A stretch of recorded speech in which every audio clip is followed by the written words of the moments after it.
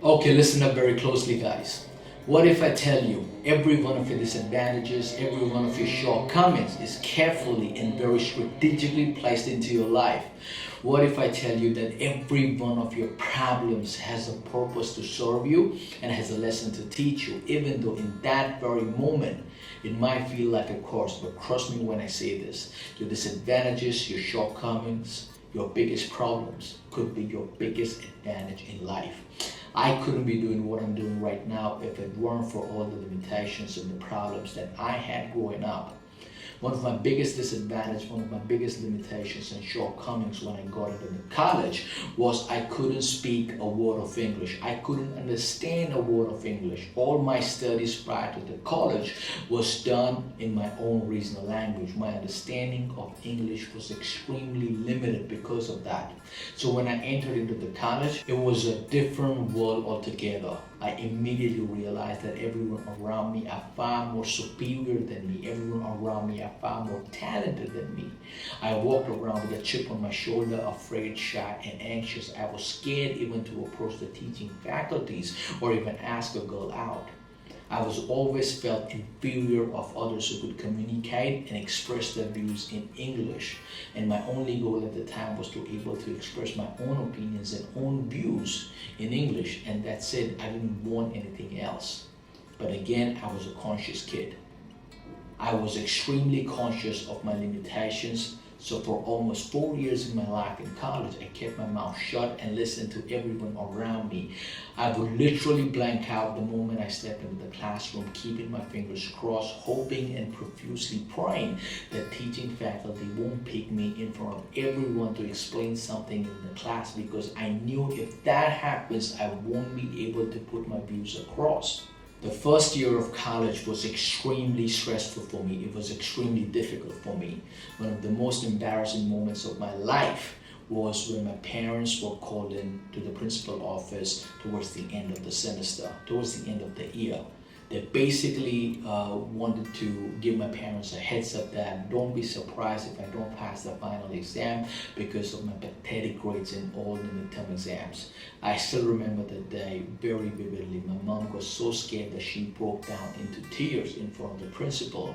That was the most embarrassing moment, experience of my life.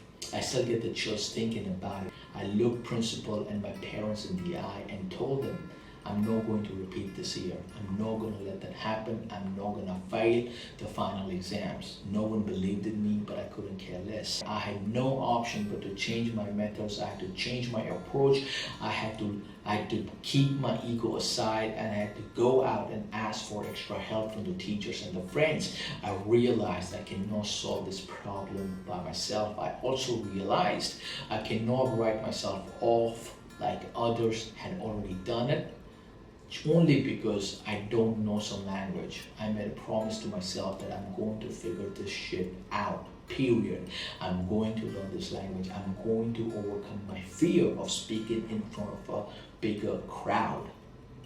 When I now look back, I realize if I hadn't had this disadvantage, if I hadn't had this shortcoming, I wouldn't have learned the concept of working extremely hard at something.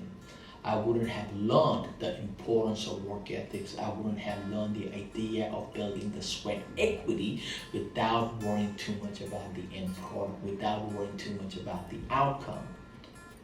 I've got more failures and embarrassments and humiliations in my 4 years of college than most people would ever experience in their entire lifetime, and I am not exaggerating. In the second year of my college, I finally participated in debate competition. I was scared as hell, but again, I was committed and determined not to let my fears get the best of me. I signed myself up to speak in front of the entire college. Again, when I moved to Australia in 2009, I got into sales and marketing. And again, I was made aware that I have a very thick Indian accent. And due to that, I was taking more rejections than anyone else out there.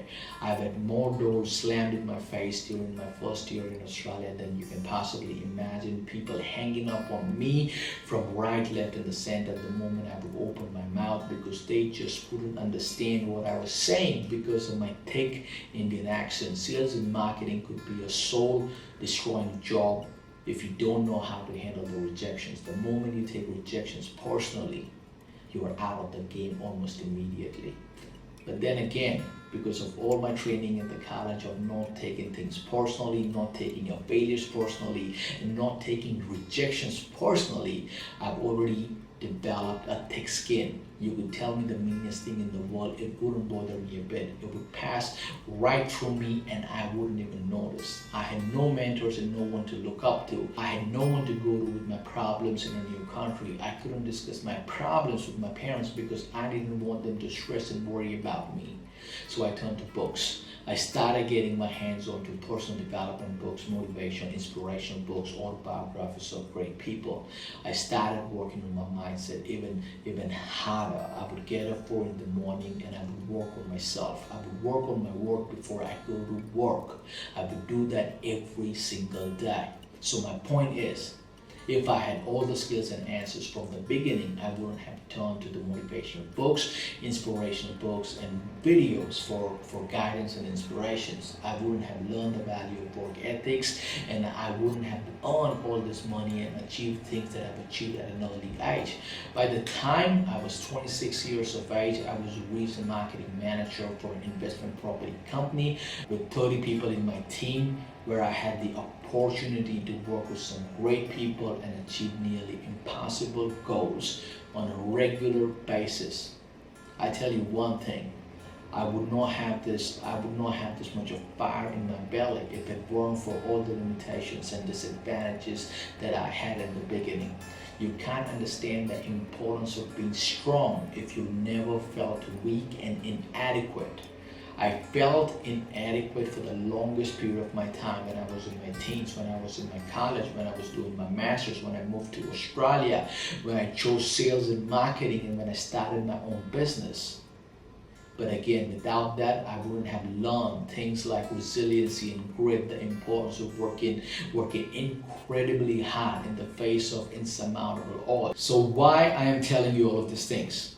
I'm not trying to impress you for sure. However, I need you to know that you cannot have a massive hunger for success and a fire in your belly if you never not felt powerless. If you always have people around you solving your problems, then you'll never discover your own strength. You'll never discover your own ability to solve your own shit. Understand this, you are who you are. It's because of that one massive disadvantage that you had growing up that felt like a curse for the longest period of your time. And again, as I said in the beginning, your shortcomings, your disadvantages, your problems, and your biggest limitations are carefully planted into your life. It's a high time that you realize that your disadvantages ain't no setback but a setup.